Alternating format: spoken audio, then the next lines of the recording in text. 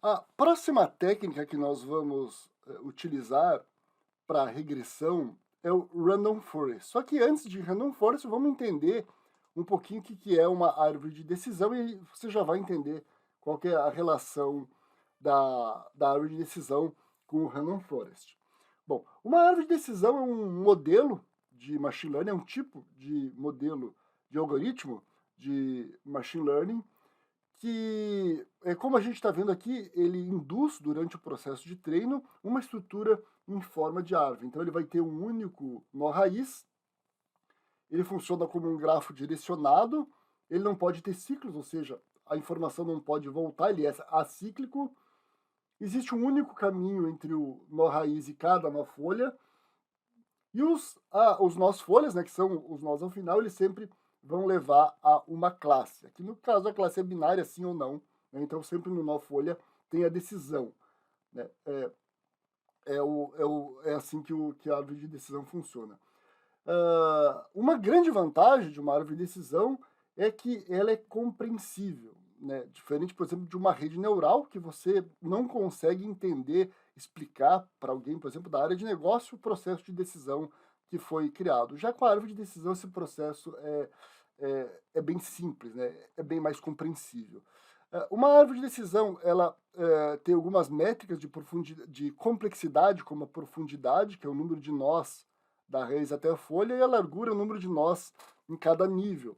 Não necessariamente uma árvore mais complexa vai ser mais eficiente do que uma árvore com uma complexidade menor. Existem, inclusive, algoritmos que possuem técnicas de poda, né, que depois que a árvore ela for induzida, ela pode ter a sua complexidade reduzida.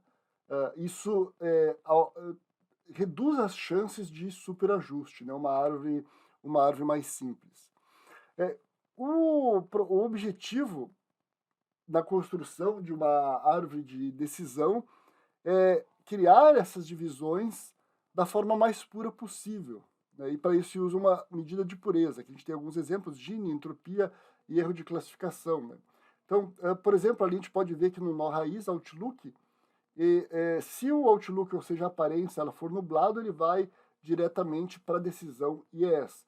Porque se a gente tivesse aqui, a gente não tem, mas se tivesse aqui os dados de treino, você ia ver que todas as informações que onde a previsão do tempo lá era nublado, a resposta, né, a variável de resposta era yes. Né? Então, ela tinha um nível de pureza extremo aqui, né? Era totalmente pura, por isso ele induziu já a árvore dessa forma. Condição de parada, né? Quando se está construindo a árvore, a construção da árvore vai chegar quando se chega a uma classe pura, o número mínimo de observações de um nó, ou a última partição não aumenta a métrica de pureza, ok? Claro que uma classe pura nem sempre é possível, né? Bom, a gente falou sobre a árvore de decisão, mas a técnica que a gente vai estudar é o Random Forest. O Random Forest, ele induz diversas árvores de decisão. Então, em vez de você ter uma árvore de decisão, você vai ter várias, muitas, às vezes dezenas ou até milhares. E ele executa o processo de classificação para cada árvore e caso essas árvores levem a decisões diferentes, vai haver um processo de votação. Mas como que várias árvores vão gerar processos diferentes? Então, a primeira impressão que a gente tem é que todas essas árvores seriam iguais. Então, vamos entender como que isso acontece com o Random Forest. Bom, então, primeiro, a gente viu aqui que a gente falou que ele induz várias árvores. A gente já falou um pouquinho ali sobre o processo de indução de uma árvore. Agora, se você, como eu falei, né, se a gente executasse esse processo várias vezes, né, a gente teria árvores diferentes se os dados de treino fossem os mesmos, se o algoritmo fosse o mesmo, né? Não, né? A gente teria sempre árvores iguais, né? Então, qual que é o diferencial de você ter florestas aleatórias, né? De você ter o Random Forest? E mesmo que se houvesse uma aleatoriedade, né? sem nenhum enviesamento dos dados de treino, a chance disso produzir árvores diferentes, né, não seria muito grande. Então, o que, que o Random Forest faz? Ele cria conjuntos de dados de treino de forma aleatória, porém com reposição. Então, a gente está vendo o nosso processo lá de divisão dos dados em treino e teste. Esse processo é feito sem reposição, né? Uma vez que um dado ele vai para o conjunto de teste, ele não pode ir para o conjunto de treino. O Bootstrap é um processo de criação de conjuntos de dados aleatórios, porém com reposição. O dado pode voltar, né, e ser novamente utilizado para treino do modelo, por exemplo.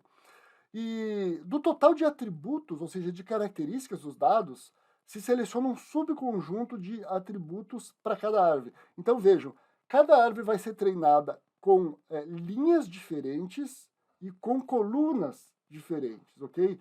Então, consequentemente, existe uma tendência de que se criem árvores diferentes, certo? Esta, entre aspas, assim, é o segredo do Random Forest. Então, se a gente tiver árvores diferentes, vai acontecer muito provavelmente que ocorram processos de classificação diferentes, que os resultados sejam diferentes. A gente tá aqui numa aula de regressão, né? O resultado da árvore, então, vai ser um número, mas o processo aqui é semelhante ao quando a gente tem uma classificação, quando a gente tem uma regressão e uma classificação. Então, vejo aqui que umas árvores elas geram sim, outras geram não, outras geram sim, outras geram não. Como que a árvore ela vai decidir, como que o modelo vai decidir qual que é a resposta? Num processo de votação. Então, você pode, se você contar aqui, você tem 3 yes e 2 no. Né? Então, através de um processo de votação, o yes ele ganha. Okay? Então, as árvores, as florestas aleatórias são bastante robustas por essa característica de induzir árvores diferentes. Quais hiperparâmetros que vão ser utilizados, que a gente pode utilizar quando a gente induz uma árvore, uma random forest? O Bootstrap, se essa técnica de amostragem já deve ser utilizada na construção das árvores, o padrão é true. MaxBin é o número máximo de valores na discretização dos atributos contínuos. A gente já falou sobre discretização, né? Você vai pegar valores, dados contínuos e transformar isso em valores discretos. Né? Você vai definir lá um bucket e ele vai fazer essa conversão. O MaxDip é a profundidade máxima da árvore, né? Então essa é uma métrica de complexidade da árvore, né? A profundidade é uma métrica de complexidade dessa árvore. O padrão é 5. Então, esse é um hiperparâmetro que pode influenciar bastante na performance da árvore. NumTrees é o número de árvores aleatórias que serão treinadas.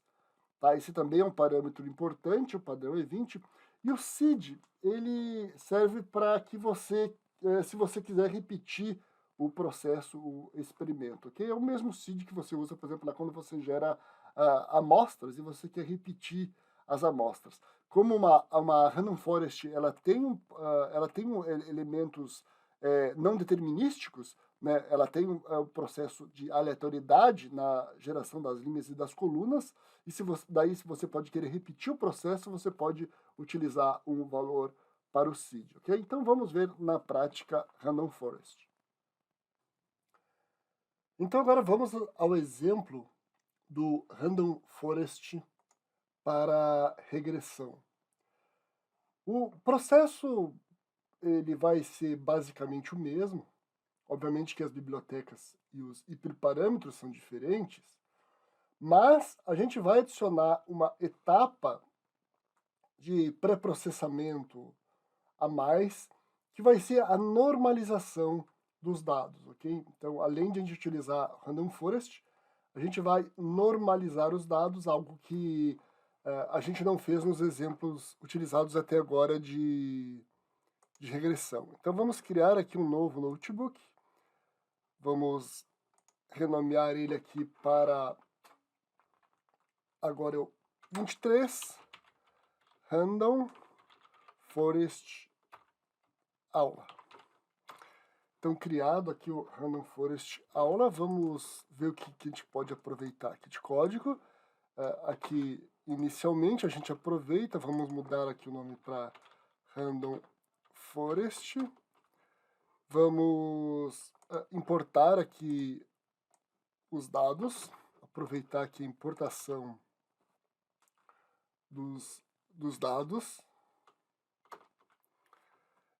E vamos, aí até eu devia ter feito antes, mas não tem problema, vamos importar aqui a biblioteca from pyspark.ml.regression import random forest regression. Ok, biblioteca importada, biblioteca com referência, dados importados. Vamos agora então, primeiro a gente vai utilizar o rFormula, porque a gente precisa vetorizar as variáveis independentes. Depois a gente vai fazer a normalização, ok? Então vamos aproveitar aqui também a parte do código do rFormula. Vou copiar aqui. Então vamos só, antes a gente executar, vamos ver se não precisa mudar nada. A gente importa aqui a biblioteca. A fórmula, vamos manter a mesma, consumo, cilindros e cilindradas como variáveis independentes. A future column a gente vai chamar de independente, a label column de dependente. Aqui a gente faz o fit e o transform e depois faz o show, ok? Então não precisamos aqui, em princípio, mudar nada no nosso código do rFormula. Agora sim, bom, antes então da gente criar o Random Forest, a gente vai então normalizar os dados. E a gente vai usar a biblioteca Normalizer, né, que é uma das técnicas que a gente viu de normalização. Então vamos importar aqui pyspark.ml.feature. Por que eu não posso normalizar antes de, por exemplo, de usar o rFormula? Bom, porque o normalizer ele espera um vetor com todos os atributos, ok? Então o correto é criar esse vetor antes. Aqui faltou o import, né? From pyspark.ml.feature import normalizer. Agora a gente vai criar aqui uma instância do normalizer que eu vou chamar de normalizador, que vai receber a função normalizer. Aí eu vou informar aqui como parâmetro a variável de entrada, a variável de saída e o meu P. Então é input call. Então ele vai entrar independente, é a variável que eu quero normalizar. E ele vai gerar, né, output call com os dados normalizados, a variável independente norm. Esse é o nome que a gente está dando aqui, tá? Um nome arbitrário. E o P vamos deixar aqui como 1.0. E é claro, agora a gente precisa fazer a transformação. Então vamos lá. Carros norm vai ser o objeto que ele vai gerar. Então a gente vai chamar de carros norm.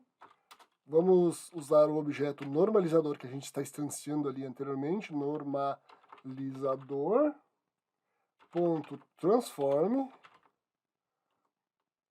e a variável é carros rf, de rFormula, né? Vamos ver aqui se está tudo certo. Ok? Então ele executou. Vamos visualizar o resultado. Então, carros norm.select. Vamos colocar aqui as variáveis independente, a variável dependente, que a gente vai precisar dela, dependente, e a variável que foi normalizada, independente norm. Vamos usar aqui o ponto show. Vamos ver 5 registros e um truncate igual a false, porque é um vetor, né? Vamos ver se está tudo certo. Ok. Então aqui está a variável independente, até ficaria melhor colocar a dependente antes ou depois, né? Só para poder ficar lado a lado aqui a independente e a independente norm, que é esta variável aqui que foi normalizada, ok? Bom, agora com os dados já vetorizados e normalizados, a gente precisa dividir em treino e teste. Também a gente pode aproveitar aqui o código, porém com cuidado, né, que se a gente olhar aqui, ó, eu copiei e colei lá da aula da aula anterior, né, carros treino, carros teste, ele pega aqui o data frame que é anterior, ó, de quando a gente fez a aplicação do R-Fórmula. Então, na aula anterior não tinha essa etapa aqui de normalização. Nessa etapa de normalização, o meu objeto é esse aqui, ó, é o carros norm. Então, vamos substituir aqui, ó, carros norm, ok? Tem que ter cuidado, né, com essas questões de copiar e colar. Vamos executar, então, aqui. Um detalhe importante aqui, ó. Antes da gente executar, se você já executou, não tem problema, você pode executar de novo. A gente vai criar um modelo aqui e a gente viu já, ó, eu vou executar aqui e vou explicar então. Ó, eu executei aqui, ele me dividiu 21 para treino e 11 para teste. Eu vou executar de novo. Vejam, já mudou, ó, 22 para treino e 10 para teste. Por que isso acontece? Porque a gente está executando aqui um processo não determinístico. Então ele vai avaliar de forma independente cada linha se ela vai ser selecionada para treino ou para teste. E é um processo sem substituição, sem reposição. Né? Então, uma vez que um registro é selecionado para teste, o outro para treino, né, ele não pode ser dividido de novo. E como é um processo aleatório, né, ou seja, existe 70% de chance dele ir para um lado e 30% para o outro, né, a gente está usando aqui 7 e 30, o que acontece? Vai acontecer às vezes do resultado aqui variar. Agora, imagine a seguinte situação, você quer repetir o experimento todo da maneira exata como ele aconteceu, ter exatamente os mesmos resultados. Como que a gente pode fazer isso se eu estou dividindo aqui os dados de forma aleatória? Bom, isso é possível se eu definir aqui um seed. Ó. Então eu vou botar aqui um seed igual a 1. Seed igual a 1 e vou executar. Então vocês vão ver o que vai acontecer. Ó. Seed igual a 1 deu 24 e 8. Vou executar de novo. Ó. Seed igual a 1. Opa, eu devia ter mudado o cursor ali. 24 e 8. Vejam que eu estou repetindo o processo. Não é só a quantidade que está sendo repetida, é que os mesmos registros estão sendo colocados no treino, no teste, toda vez que eu estou executando, ok? Então, se você utilizar os mesmos dados, com a mesma proporção aqui de divisão de treino e teste, com o mesmo número para seed, você vai ter esse mesmo resultado.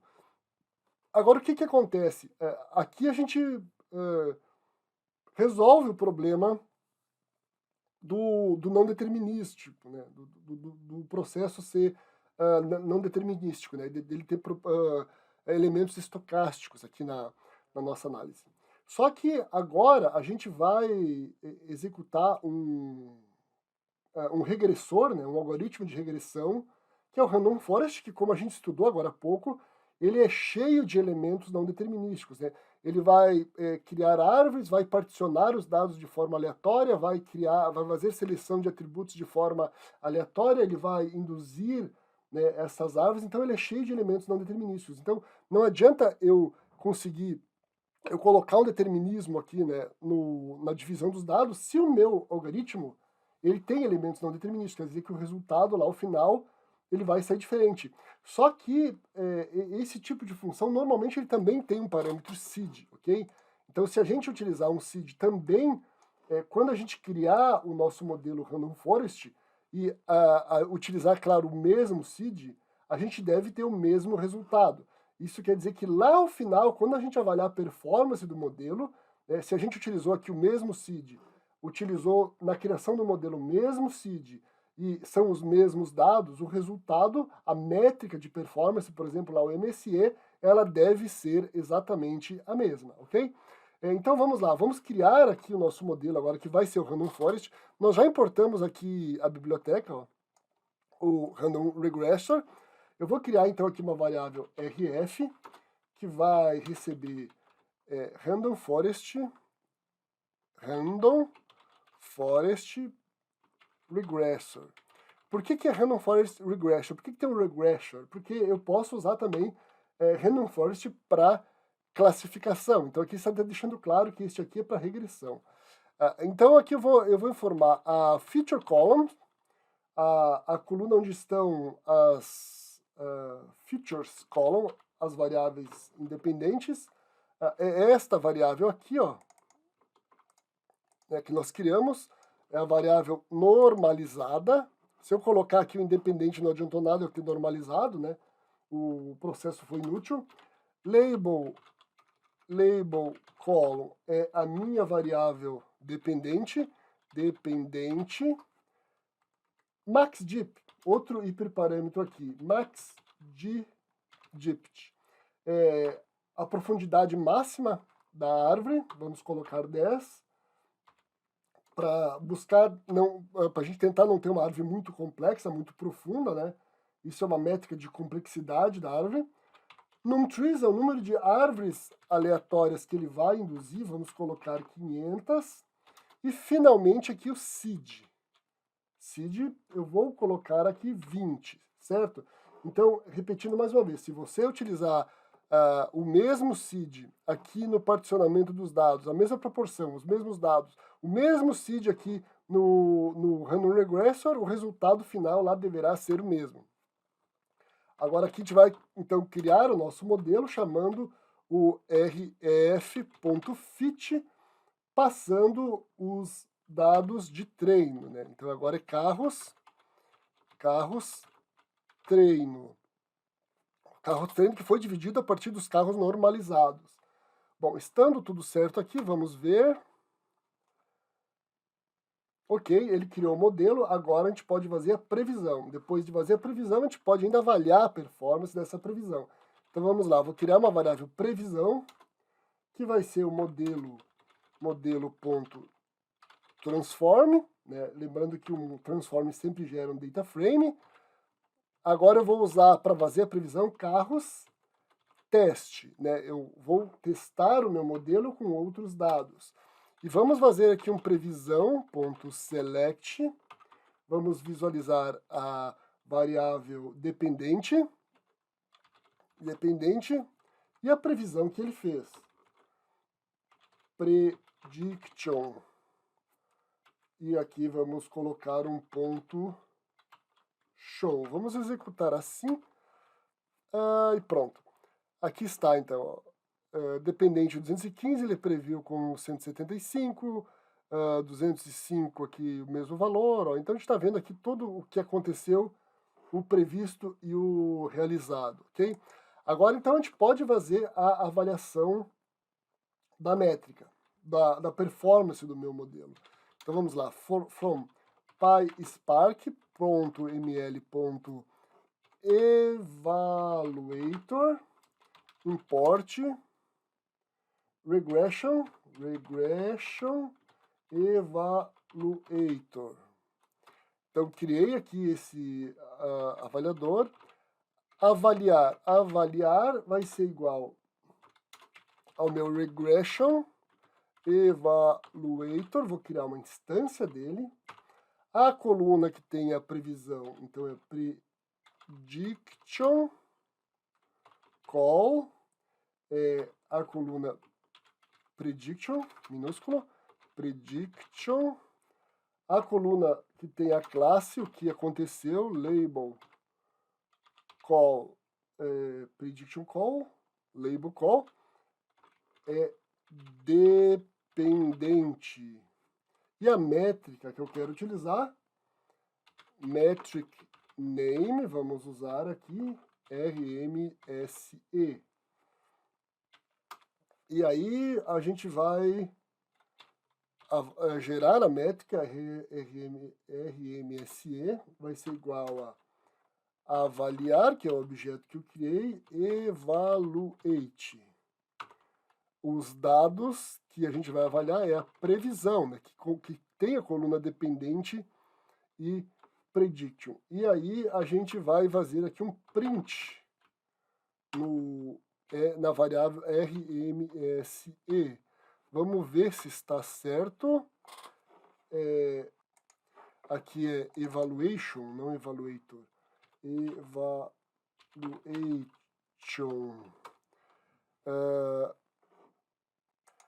E aqui eu digitei errado, né?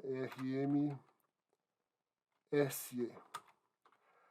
Bom, então chegamos aqui a 30, né? O nosso RMSE chegou em 30. Vamos comparar aqui com anteriormente 56 e 36. Então, dos nossos modelos aqui, foi o que teve a performance melhor. A questão que eu falei ali de eu chegar no mesmo resultado, né, a gente pode testar isso aqui, ó. Se a gente vir aqui em kernel, eu vou clicar aqui restart e run all, né, ele vai reiniciar o kernel aqui e executar todas as células de novo. Então vamos executar aqui e ver o que vai acontecer. Ó. Ele vai iniciar aqui o processo, ó, executou a primeira célula, vai executar agora a importação, ó, ele vem vindo, está fazendo aqui as etapas, criou e pronto, ó, chegou até o fim. Então a gente tem o mesmo resultado, de novo, ok? Isso porque a gente definiu, nos elementos que tinham aleatoriedade, a gente definiu um seed. Então, se você usar, como eu falei, se você fizer do mesmo jeito, com os mesmos seeds, com os mesmos dados, com o mesmo particionamento, deve ter o mesmo resultado. Se não tiver o mesmo resultado, se está tudo correto, se não tiver o mesmo resultado, aí provavelmente é em função de uma atualização de biblioteca. Tá? Isso já aconteceu anteriormente, não especificamente com Python, mas com R, tá? Mas já aconteceu devido a uma atualização da biblioteca, os resultados eles mudaram, ok? Mas aí é uma exceção, não é regra.